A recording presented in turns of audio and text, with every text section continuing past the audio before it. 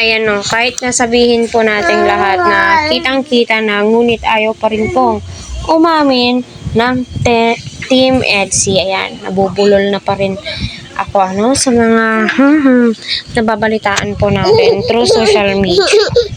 Napaka-clingy po ni Beyonce, in a good way naman. Ramdam po 100%.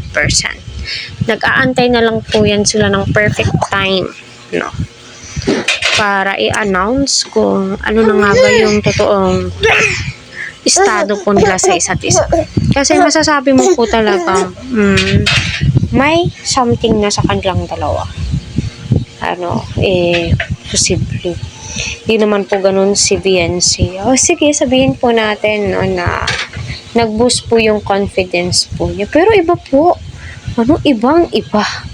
At mapapawaw ka sa naging improvement ni Beyonce. At alam nyo, napakalaking tulong po itong social media.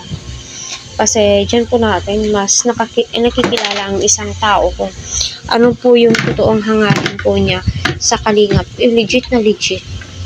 Kita naman po natin, yung pagmamahal ni Beyonce sa EDSI, sa EDSI community po niya, EDSI sponsors, supporters, and kay Kalingap Prab. Mapapasaludo ka man po sa mga blessings na dumarating sa kanya, pero never mo po siya kitaan na nagmayabang, lumaki yung ulo. No, mas nagiging humble po siya.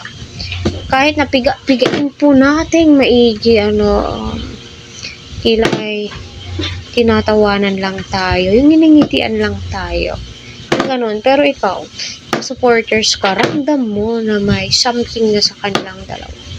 Pero hoping and praying na magkakatotoo, diba?